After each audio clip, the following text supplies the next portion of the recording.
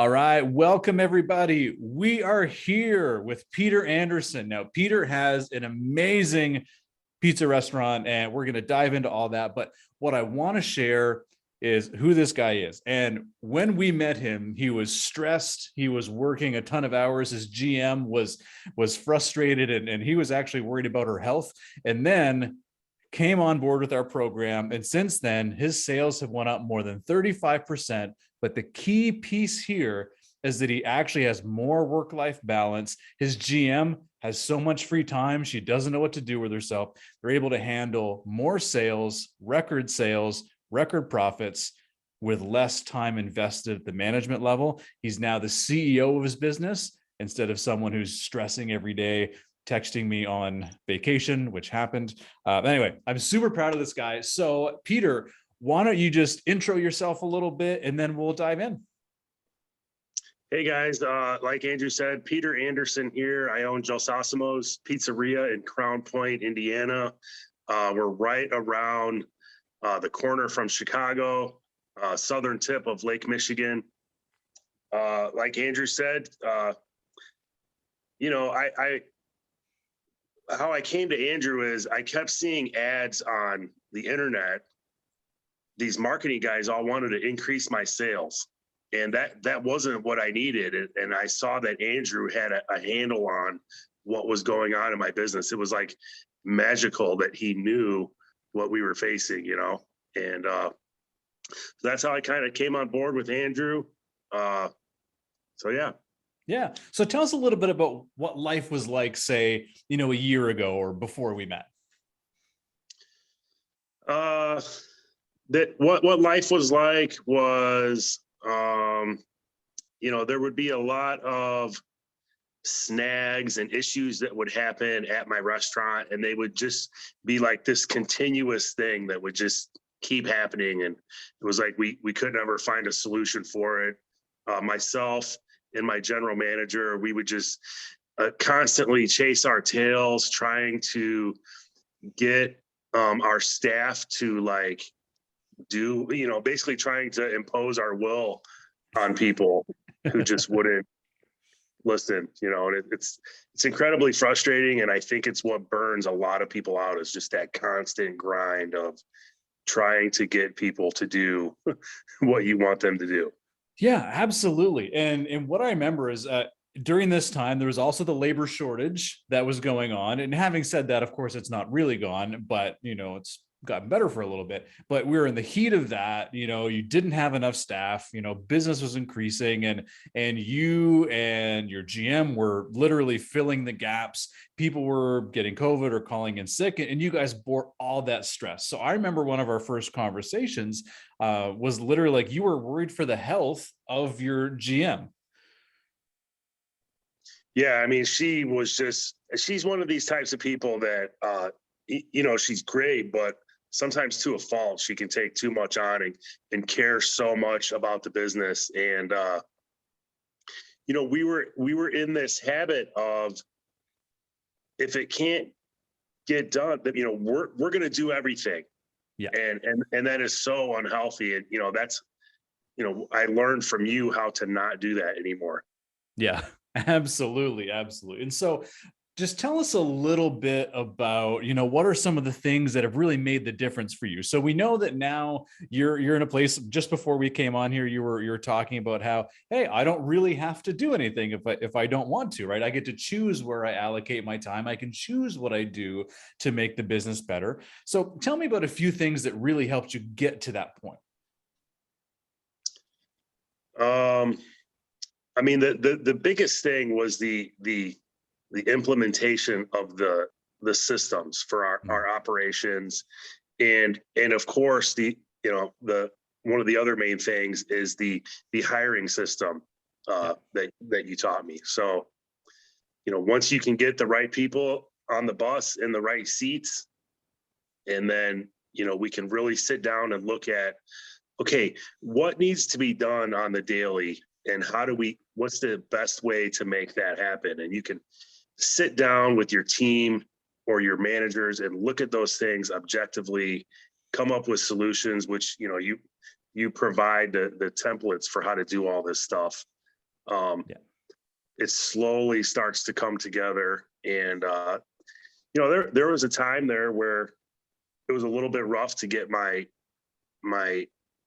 rest of my management team on board. And I came Yep. to you and Dave about it, and you walked me through it, and okay, here's what we need to do. And, that was great. And we finally got everyone on board, and, we're not perfect, but it is far better than it was. And Yeah.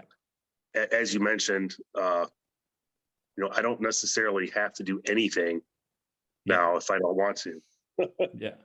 No, and this is awesome. And I remember even having a conversation once everybody got on board. Like, was it a whiteboard that you used, or something really, really simple that everyone got really invested in actually completing all the things that needed to get completed? I remember having this conversation at one point, and just sometimes that the simple stuff makes all the difference, Yeah, we kind of tossed the idea around of a whiteboard, but it was all in that conversation of okay, what's the best way to do this? Yeah. And it didn't end up being the whiteboard, but we worked meticulously through those situations and Yeah. figured out what it was for us. Yeah. Oh, that's awesome. That's awesome. So I want to tag in Dave here. So Dave's been working directly with Peter and the team. And so Dave, do you want to just tell us a little bit about what are some of the things that you've seen as a change in Peter and his team, and some of the big things that have stood out to you? Yeah, we've touched on kind of the major areas. What I like to talk about in this case is kind of the roller coaster effect, the bumps and bruises, the speed bumps along the way. So there was that time that Peter just brought up where kind of everything just kind of the momentum just died and everything kind of fizzled, but Peter could see the vision. He knew that there was something in here that was going to change everything, but for some reason we just couldn't get the buy-in, or Peter wasn't, quite keeping up with everything consistently or whatever. And so when he did come back to us, I was like, dude, like, we just need to get on track, and let's get the people back on the call. Let's re-buy them into the situation. Let's explain your vision that you're already seeing. You already see, that there's something here. Let's show them what that vision is and get them invested. And so we did. And then everything just clicked and everything turned around. And then once the team fully bought in and was all on board and following the leader, which Peter was great at, because I remember how passionate you were on that call. And at one point you're like, and even before that, when you were talking to us, you were like super passionate about it. You were like, man, I just know it's going to work. I know this can happen. I know we can do this. And you were 100% right. We just needed that one little flip, get everybody on board, and then it was off to the races. And although we had made good progress before, at that point, the curve went from from this to just, it went almost straight up. And now we're laughing. And my favorite part about it all was, as we mentioned, watching Jen's journey, watching your GM. Because there was a point there right after that re-engagement of the team where even the team was talking about it, right? They're like, yeah, she does so much and she has so much on her plate. And how do we get this stuff off? And then we made that a conscious mission where everybody teamed up together and your team all gelled and came in and said, what can we do to help her ease her workload? And how can we help her with that? And that was a bit of a turning point as well. And when you get that team effort and that camaraderie in there, it was a beautiful thing to watch. It was a lot of fun. And it all started with your vision and leadership. So it was good. Yeah. That is beautiful, because I'm sure most people watching this are like, man, I wish I had a team that I looked out for, my workload and stuff like that. And I absolutely love that, because when you put the right people in place, anything is possible. So I want to go quickly into this. So Peter, before we jumped on, you were like, hey, like, we're talking about what's next for you. And you're saying, hey, you know what, maybe a second location might be on the horizon. I want to touch on this because you basically said prior to this, all right, why don't you tell them, what did you say about your thoughts, say, a year ago on a second location versus now? A year ago, I was like, the idea of another location is always attractive in an owner's mind, because you're like, oh, double the revenue, double the money, but double the headaches, and I knew that where we were at as a team, we were not ready for a second location. And what I said to myself is I would not do another location until we have all of our systems in place here so that this place can essentially run itself. And, I honestly could not make the jump from where I was then to where I am now, but all of these systems are in place, and it's kind of scary. And I said this earlier, is like, I could literally do nothing and the business is going to run itself and thrive, but it's dangerous a little bit,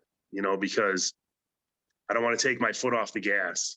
Yeah. And so essentially what happens now is I crave a new challenge.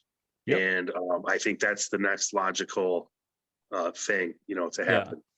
Oh, and it's beautiful because I hear so many people saying, like, I don't know how I would make a second location work. And I'm sure restaurant owners hearing this right now, they're like, man, like, I wish I could do nothing, or I wish I had a day off, or I wish I, needed a new challenge. And it's just so interesting from where we started, where we're like, I don't know how to make this better. Like, you were in such a stressful place for you and Jen, and then to hear that is just amazing to see the journey for you. And I'm so proud of everything that you've been able to do and the how far you've come, and knowing that I think that really is the next logical step for you. May not be tomorrow, may not be next year, but ultimately I think you're now in a place where you could handle that. So that is awesome. And that's one of the core promises for what we want to achieve, when working with us, is getting your business running on autopilot so that you can do whatever you want, whether that be to live in Morocco or to open a second location or to volunteer your time, so that your business has the income, the sales, and provides the quality of life so you run your business and not the other way around. So this was brilliant. And I do want to ask just one more question, actually two more questions. One, you have extremely high sales. I'm not going to go into numbers here, but they're extremely high in comparison to a lot of restaurants out there. So I want to know, is there any tips and tricks for someone looking to grow their business a little bit more, to add some more sales? What are a couple of things that, resonated with you that you did that other people could maybe take away and execute right now? So when I think back, it's complicated. I don't know that I can put my finger on any one thing that I've done. But a couple things that I've done that have been successful is, of course, the social media presence. And I kind of made a shtick for myself as the Crown Point Pizza Man. And I made these videos and I did a pizza of the month every month. And what I discovered is that something that is mundane to me, which, I would show like, I would actually make the pizza on the video, and then I would have one in the oven that was already ready, and I'd pull it out. And it's just like a cooking show, and something that was mundane to me is super interesting to people, just normal people that are not in the business. I discovered that. And, I spent money to spread those videos out, and it kind of, I kind of became, like I guess locally Facebook famous. I don't even know if that's a thing. But the other thing I did was when COVID started, I was able to pivot quickly into this community-oriented kind of vision. Yeah. And it's hard to pull this trigger, but I believe that it pays off in more ways than one. And basically, if a request comes to me and it is anything that benefits the community, my answer is yes every time. Yeah. So, and I think I've gotten a reputation for that. I'll literally help any organization. You got to be smart about how you do it, but I give away a lot of pizzas, put it that way. Fair enough. No, and that's great, right? I've got a reputation for it, so. Yeah. And being so the way I like to phrase marketing is not just about ads. It's not just about, any one thing. It's about hitting people everywhere and especially in the places that they're not expecting it, right? Doing the things that the biggest companies won't do. You don't see the owner of a McDonald's or whatever there, dishing out burgers at a local barbecue or something like that. But, you're going to see Peter, the Crown Point pizza man, and, he'll be there filming a video at a community event or something like that. Just, it basically takes people to a whole different level.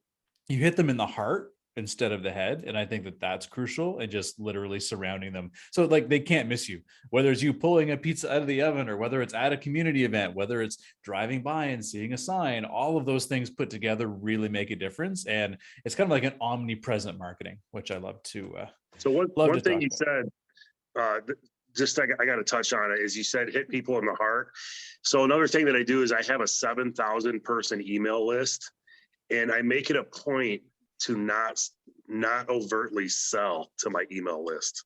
So when I send an email, it's always some kind of personal story, or it's uplifting, or you know what I'm saying? I'm never overtly selling like, hey, tonight, $15.99 pizza, so. Okay.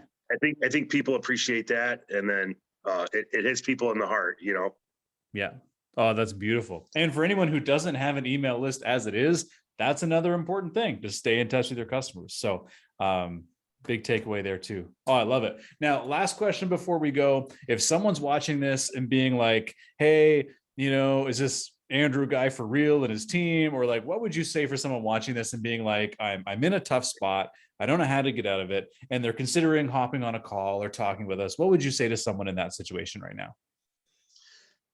I would say, I know you're scared.